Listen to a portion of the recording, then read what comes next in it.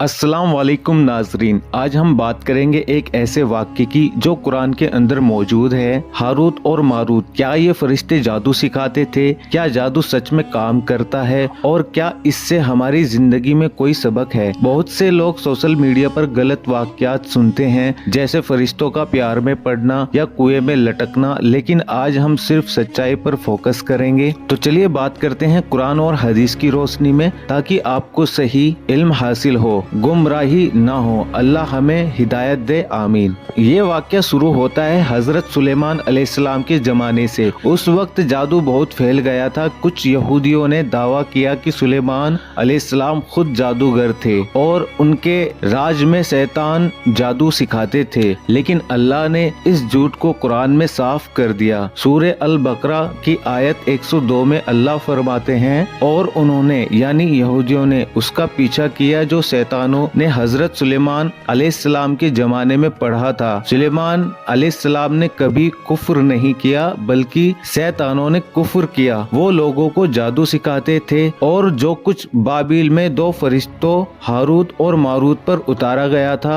लेकिन वो दोनों किसी को कुछ नहीं सिखाते थे जब तक ये ना कह दें कि हम तो बस फितना आजमाइश हैं, इसलिए कुफ्र ना करो। फिर भी लोग उनसे वही सीखते थे जिससे उनके शौहर और बीवियों में अलगाव डाला जाता था, लेकिन वो किसी को नुकसान नहीं पहुंचा सकते थे सिवाय अल्लाह की इजाजत के। तो हारूत और मारूत कौन थे? ये दो फरिश्ते थे जिन्हें अल्लाह ने बाबिल यानी आज के इराक क्षेत्र में भेजा था। उनका काम था जादू की जानकारी देना, लेकिन सिर्फ इंसानों की आजमाइश के लिए। वो हर सीखने वाले को पहले ही हिदायत दे देते थे, ये फितना है, इसे सीखकर कुफ्र मत करो वरना आखिरत में नुकसान होगा। लोगों ने क्या किया कि कुछ ने चेतावनी नजरअंदाज की और जादू सीखा, खासकर वह जो घरों में फूट डालता था, जैसे शौहर और बीवी को अलग करना। लेकिन कुरान साफ कहता है जादू बिना अल्लाह की मर्जी के कुछ नहीं कर सकता। असल में शैतान ने जादू को सुलेमान अलैहिस्सलाम के नाम से जोड़कर लोगों को गुमराह किया।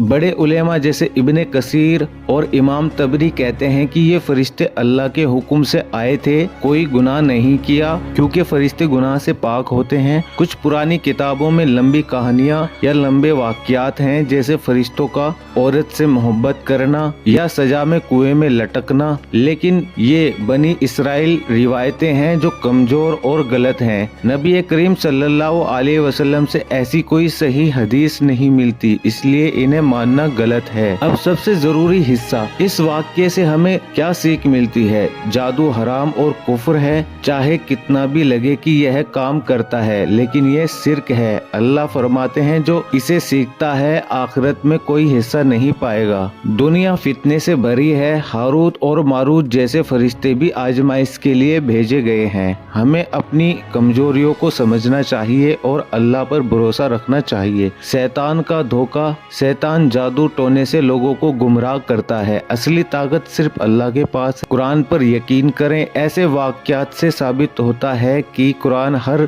झूठ को बेनकाब करता है। हमें अपने बड़े उलेमाओं से या फिर कुरान और हदीस की तफसीर से सीखना चाहिए, ना कि सोशल मीडिया की अफवाहों से। अगर आपको जादू या बुरी नजर का शक हो तो कुरान पढ़ें, जैसे आयतल कुर्सी, सूरह फलक और सूरह नास। दुआ करें, ना कि जादूगरों के पास जाएं। तो दोस्तों, ये थी हारूत और मारूत की सच्ची कहानी कुरान की रोशनी में। उम्मीद है कि अब आपको सही जानकारी मिल गई होगी और कोई गुमराह ना हो। अगर आपको पसंद आए तो लाइक शेयर करें और सब्सक्राइब करें। कोई सवाल हो तो कमेंट में पूछे। अल्लाह हमें सही रास्ते पर रखे।